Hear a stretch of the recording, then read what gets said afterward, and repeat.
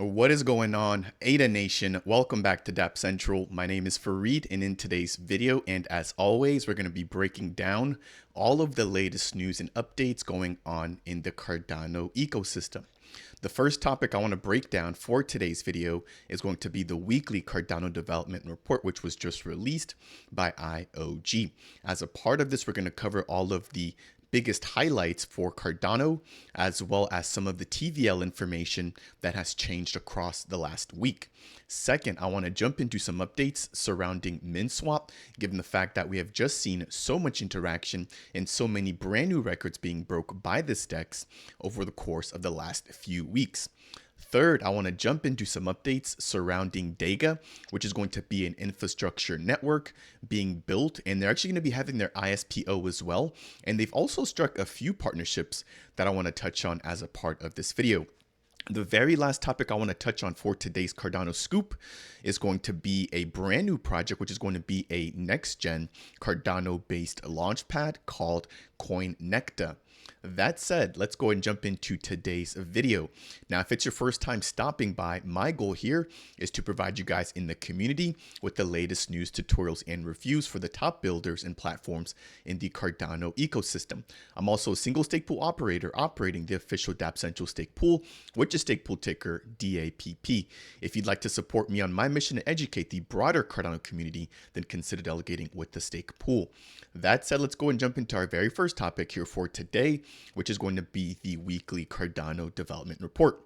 So as you guys can see here, as a part of the last week, or June 9th, we now have over 129 projects launched on Cardano with over 1,200 builders. Now, the biggest key highlight that I want to highlight here is going to be the fact that we now have over 5,800 Plutus V1 scripts.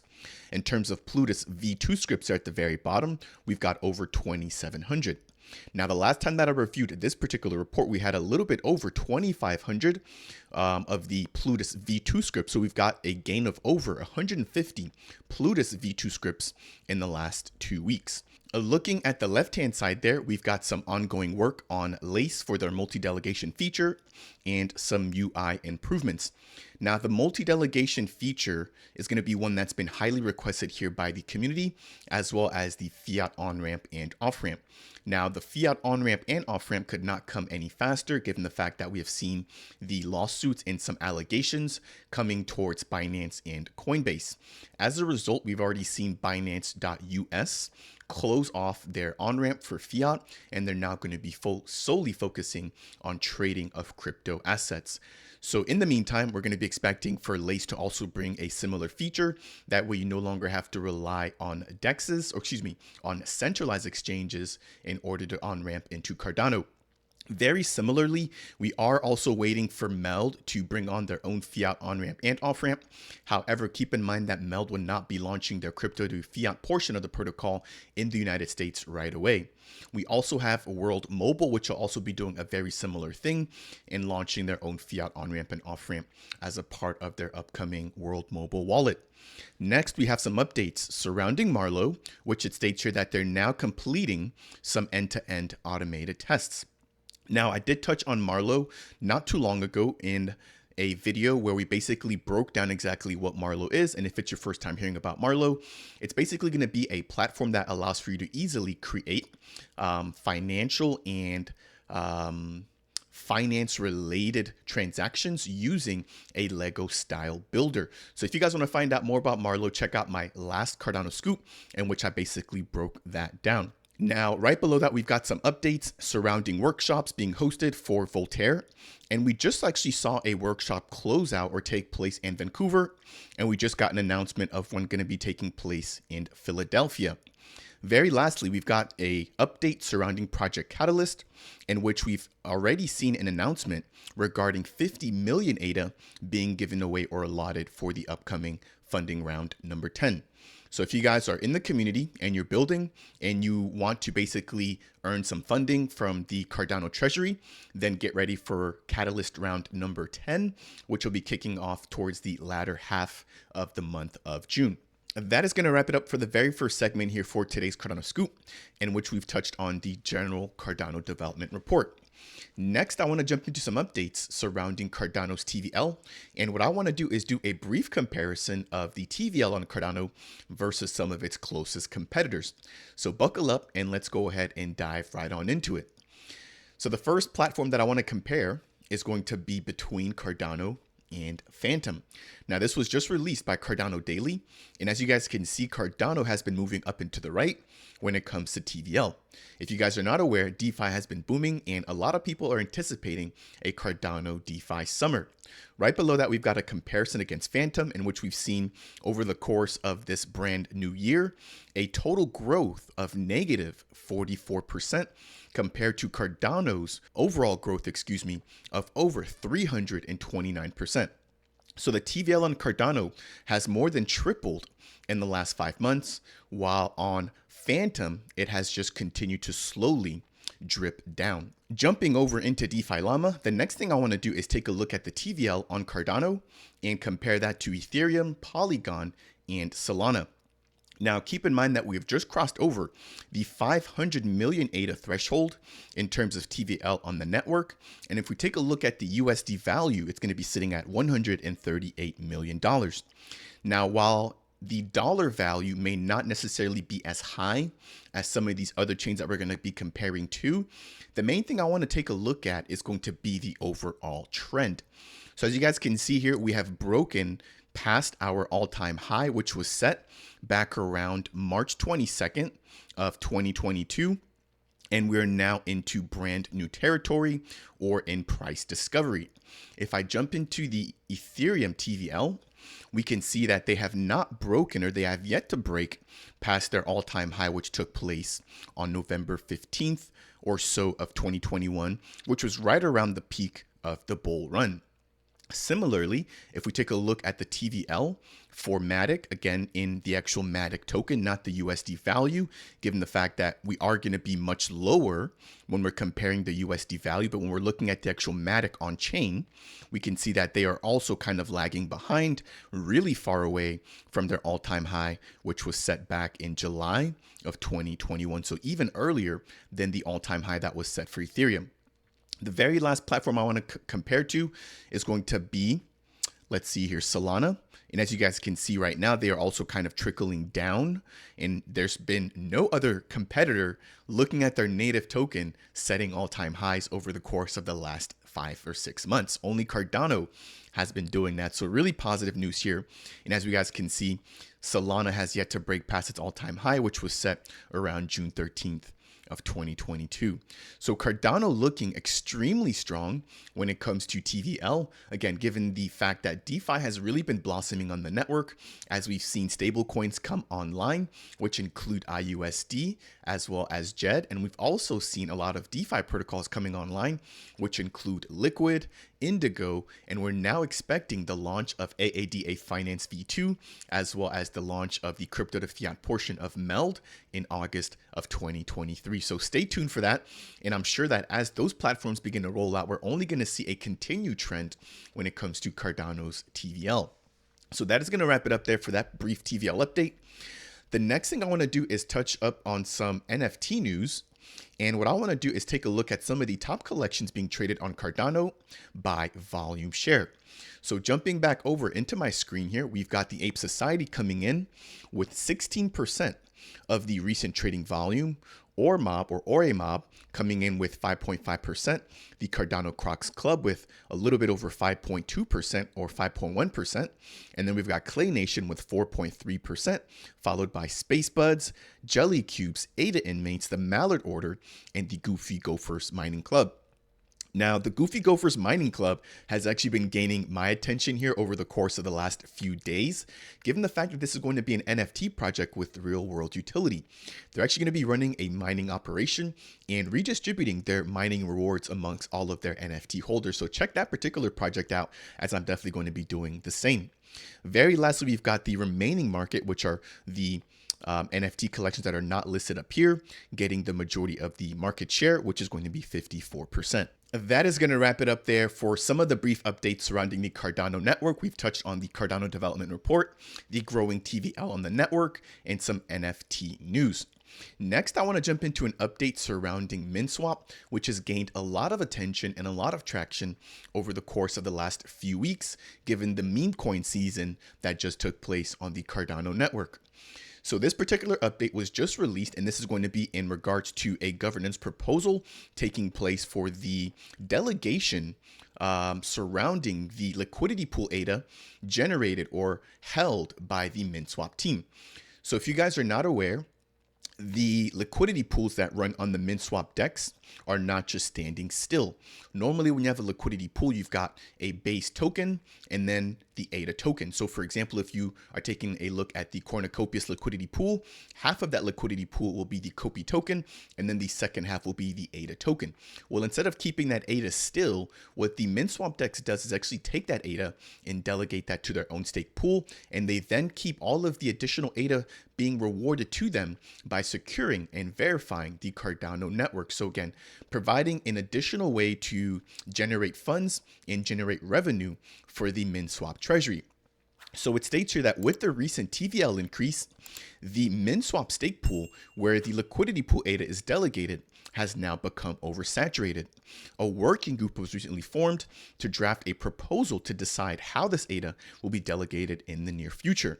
They've got an article where you can find out more about that exact process, but this is a really good thing to see here. Again, the liquidity pools that were recently launched for SNEC, the Rooster coin, the Bank token, and the Spicy token, and just so many other liquidity pools have really brought a lot of ADA and a lot of attention back over to the Minswap DEX. So not only are they now having a lot of ADA to stake or delegate to their own stake pool, but they also generated a record amount of transaction fees, given the fact that all of the majority of the trading for these meme coins are all taking place on the Minswap DEX.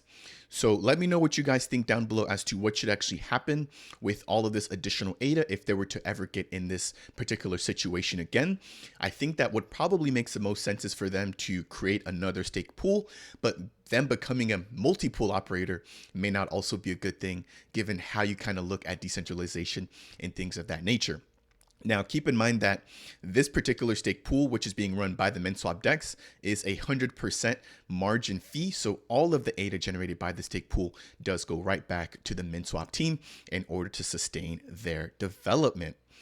All right, jumping into the next story here for Minswap, this is going to be a somewhat controversial story here, and this is going to be surrounding a brand new feature that was just released, which was the unlimited slippage feature. Now, for those of you who are not familiar with Slippage, I'm going to give you guys a brief update or a brief rundown as to exactly what it is.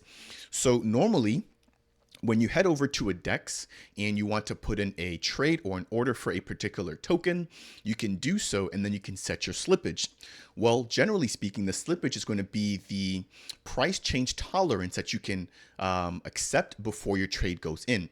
So let's say that you are putting in a trade for an order to pick up or to buy the Cornucopias token. And let's say that you set the slippage at 5%. What this basically means is that you're willing to tolerate a 5% difference between the actual price that you're seeing on the screen at the time that you're putting in your trade versus the actual trade price that it's actually executed at.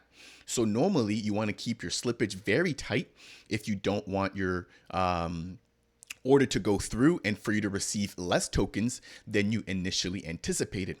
Now, if you're a little bit more risk tolerant and you just want to get your swap or your trade through, then you normally want to kick up or enable a higher slippage amount.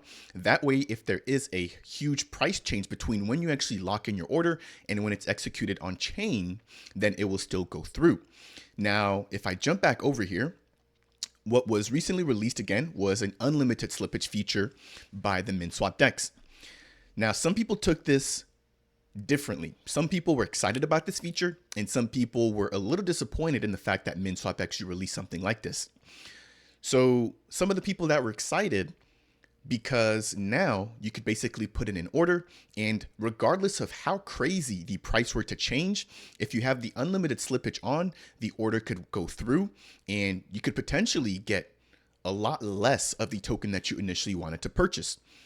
Now, with the meme coin season that just took place, Some people thought that this was kind of reckless and unwarranted for the Minswap team to release, again, given that timing, because a lot of people were looking to get into meme coins at any cost. So they would basically go up and put up, 2 or 3 or thousands of ADA and turn on the unlimited slippage just in order to get into a particular meme coin, which again may not have been the best swap for them if the meme coin price would have changed between the time that they would have put in the order and when the actual order would have been executed. So again, let me know what you guys think about this feature down below. It is going to be something that is somewhat new to the space. Again, if you're really risk tolerant or if you want to take a lot of risk, then you could use this feature, but I personally do not trade or usually take trades with more than 5 to maybe 10% slippage at the very most. Normally, if you're trading a token that doesn't have crazy trading volume, then 1 to 2% usually suffices, unless somebody comes in and makes a huge purchase order right before you, or if you're looking to sell your token, makes a huge sale right before you. So let me know what you guys think down below. Again, some people thought that this was a good release, and some people thought that this was a bad idea. Again, given the meme coin season that just took place. And the timing, I think, was also another thing, right? If they were to have released this at any other time other than when meme coins are pumping, maybe it would have received a separate way. But the fact that it was released right as meme coin season was going on, some people thought that this was kind of an oversight for them to do this, because some people could have easily gotten wrecked, and I'm sure some people got wrecked by using unlimited slippage during all of the meme coins pumping about a week or two ago. That is going to do it there for that particular update surrounding Minswap. Again, let me know what you guys think down below. The next thing I want to touch on is going to be DEGA, which is going to be a platform which is aiming to be a layer for infrastructure for platforms building on Cardano, and they're also going to be going multi-chain. So what I want to do is talk a little bit about what DEGA is, some recent partnerships between them, Coinecta, Meld, and then the fact that their ISPO is going to be kicking off here very, very soon. So it states here, the DEGA ISPO will be launching on Monday, June 19th. In terms of what DEGA actually provides, they're going to be a scalable infrastructure platform for fast transactions for Web3 gaming and the metaverse. So given the fact that they're going to be a platform for infrastructure and gaming, I think you guys probably understand why they're partnering up with Coinecta. Now, what Coinecta is aiming to do is leverage DEGA in order to have all of their NFT metadata held on the DEGA chain. Now, what this does for them is it allows for them to have an easy and cheap platform to store all of this information that will be changing in real time. As you guys can probably imagine, the Cornucopias metaverse is going to take a lot of resources, and it's going to take a lot of saving and a lot of just data changing as people race and just interact and do all of these different functions that they're allowed to do in the Cornucopias metaverse. So instead of trying to take advantage of the Cardano L1, which, as you guys know, can have transaction fees, and if you're taking a look at thousands of players in a particular metaverse doing all sorts of different things, that will be extremely expensive for Cornucopias to save all that information and to interact with all of those different users on the Cardano L1. They're going to be leveraging a platform like DEGA in order to handle all of that heavy load. So that is going to be how DEGA is going to be incorporated into the Cornucopias platform. Jumping on the next page here, we've got some of the technology that the DEGA platform is going to be using in order to execute their vision. So they're going to have meta chains, which will be using zero knowledge proofs. If I scroll down a little bit, they're also going to have a wallet authentication feature. And then very lastly, they're going to have DNFTs or DEGA NFTs. Now, to be transparent here, I do have a little bit of research to do to get a better understanding of exactly how all of this is going to tie together and exactly what other kinds of platforms other than potential metaverses could benefit from the DEGA chain. As I mentioned, they just had a partnership announcement with Cornucopias, and we actually also saw the DEGA CEO have a pretty lengthy chat with Rob and Josh from the Cornucopias game surrounding how they're going to be integrating and how Cornucopias can leverage this platform. Moving over, we can also see that the DEGA platform also had a recent partnership with Meld, and this is going to be tying into their ISPO. So if you guys are aware, Meld recently launched their Meld app, and inside of their wallet, they have the ability to stake. Now, what they're going to be doing is listing the DEGA ISPO as a stake pool that you can stake to directly from within the Meld wallet. So pretty cool feature there and a pretty simple partnership, but I don't believe that Meld is actually going to be using the infrastructure that is being provided by DEGA. If I jump into the next tab here, the last thing I want to touch on is going to be the DEGA ISPO. So this particular ISPO will be kicking off and it's going to be lasting about 30 weeks. As I mentioned before, it'll be kicking off on June 19th. Now, the TGE or the token generation event will be taking place in early 2024, in which we're going to see 25% of the token supply being given out as a part of their ISPO. Now, that is quite a hefty amount, and that's actually more than you normally see when it comes to ISPO. So that's a pretty good sign there that they're not hoarding all the tokens for themselves. They've also got some bonuses here depending on how long you actually delegate. And then one last thing that I want to touch on is going to be the fact that if you hold the Cornucopias token or the Meld token, you will be able to earn an additional bonus. So if you hold 1,700 of the Copy tokens while you're delegating to the ISPO, you'll be given a bonus. Or if you hold 3,200 of the Meld tokens, you'll also be given a bonus.